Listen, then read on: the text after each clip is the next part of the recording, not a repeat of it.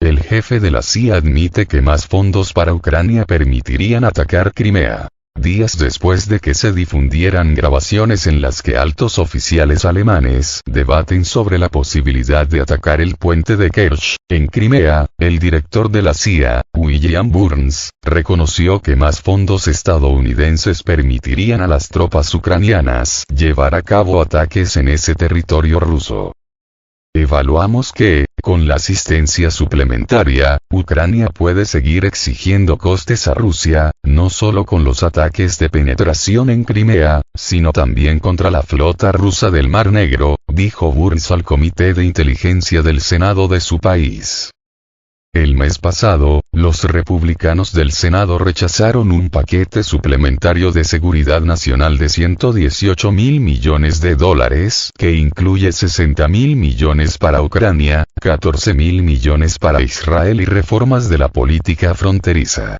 Los republicanos afirman que las reformas de seguridad fronteriza del proyecto de ley no harían lo suficiente para resolver la crisis fronteriza. El Senado acabó enviando a la Cámara de Representantes un proyecto de ley de ayuda exterior por valor de 95.000 millones de dólares, que el presidente de la Cámara, Mike Johnson, se ha mostrado reacio a retomar por el momento, mientras los legisladores dan prioridad a aprobar presupuestos de gasto para todo el año en lugar de depender de proyectos de ley de gasto a corto plazo.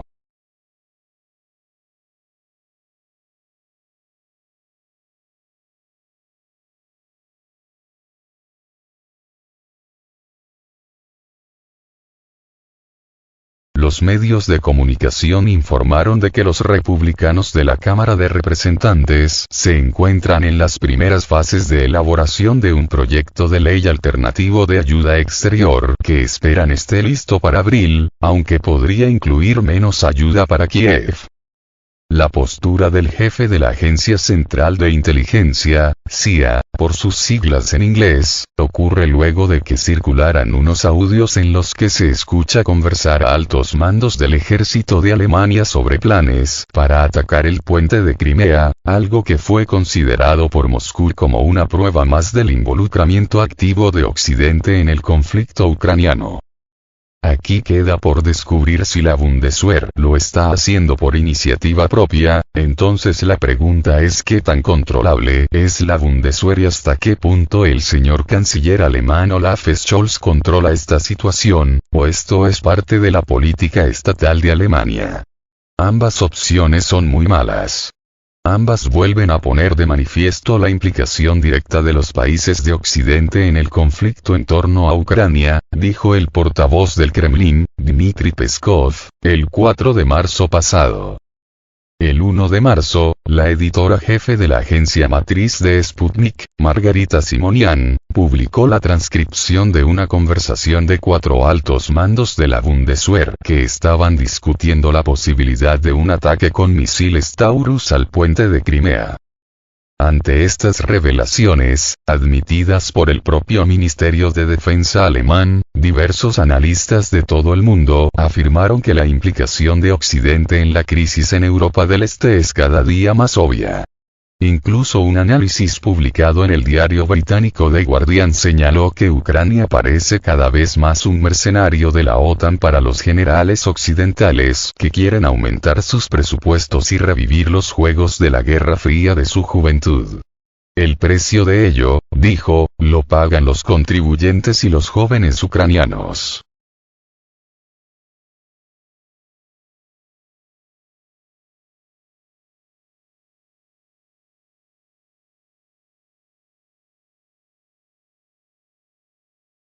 Ucrania podría empezar a usar cazas F-16, pero serían muy pocos. Ucrania tendría 12 elementos adiestrados para pilotar aviones F-16, pero podría disponer de solo 6 de estos aviones de combate para julio de este año, reportó el diario estadounidense The New York Times. De acuerdo con el informe, los cazas F-16 están listos y los instructores de vuelo están esperando en el centro de entrenamiento de F-Testi, en el sureste de Rumanía, creado para enseñar a los pilotos ucranianos a operar las aeronaves. Sin embargo, los elementos ucranianos aún no han llegado. Según la nota, hasta ahora se espera que 12 pilotos, menos de un escuadrón entero, estén listos para operar F-16 en combate este verano, tras 10 meses de entrenamiento en Dinamarca, Gran Bretaña y Estados Unidos. Pero cuando los pilotos regresen a Ucrania, solo se habrán entregado 6 de los 45 cazas prometidos a Kiev por distintos países europeos, según el medio estadounidense. De acuerdo con el reporte, varios funcionarios occidentales coinciden en que sigue habiendo mucha incertidumbre sobre cuándo enviará cada país sus aviones, cuántos se enviarán, con qué rapidez se podrá entrenar a los pilotos y cómo conseguirá Ucrania suficientes personas que puedan mantener los aviones adecuadamente. Los pilotos ucranianos, formados en aviones y tácticas de la era soviética, han tenido que ponerse al día en el idioma inglés y en las prácticas militares occidentales para poder utilizar eficazmente los F-16, señaló el periódico. De acuerdo con The New York Times, el entrenamiento de los pilotos ucranianos comenzó el pasado agosto en la base aérea de Skristrud, en el sur de Dinamarca, pero sus deficiencias en el dominio de idiomas y en el conocimiento de las técnicas de vuelo occidentales ralentizaron el proceso.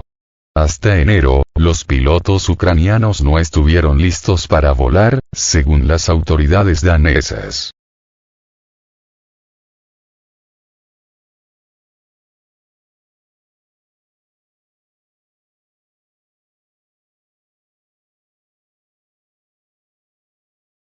Está previsto que la próxima tanda de 8 pilotos ucranianos llegue a Dinamarca a finales de verano, pero no está claro cuándo empezará ninguno de ellos a entrenarse en FTST. En cuanto a los aviones, el rotativo aseguró que, hasta ahora, Dinamarca, los Países Bajos, Noruega y Bélgica se han comprometido a enviar unos 45 aviones a Ucrania, suficientes para 3 pequeños escuadrones. Dinamarca enviará los 6 primeros a finales de primavera y otros 13 llegarán en lo que queda de año y hasta 2025. Los demás países no han fijado una fecha de entrega para sus F-16. Países Bajos, que ha prometido 24, los conservará hasta que Ucrania esté preparada para recibirlos, declaró Hurriyet Aneser, portavoz del Ministerio de Defensa de ese país. Otro problema que destaca el medio es la cantidad de técnicos que se necesitan para mantener los aviones. Unos 50 técnicos ucranianos están recibiendo formación en Dinamarca para prestar asistencia y reparar los reactores y manejar sus paquetes de armamento, dado que el F-16 es tan complejo que, generalmente, se necesitan entre 8 y 14 personas para mantener cada uno de ellos. Los funcionarios dijeron que los contratistas de defensa occidentales tendrían que acompañar a los aviones a Ucrania, y permanecer con ellos, hasta que hubiera suficientes tripulaciones ucranianas para mantenerlos adecuadamente, un proceso que podría llevar años, dijo el diario.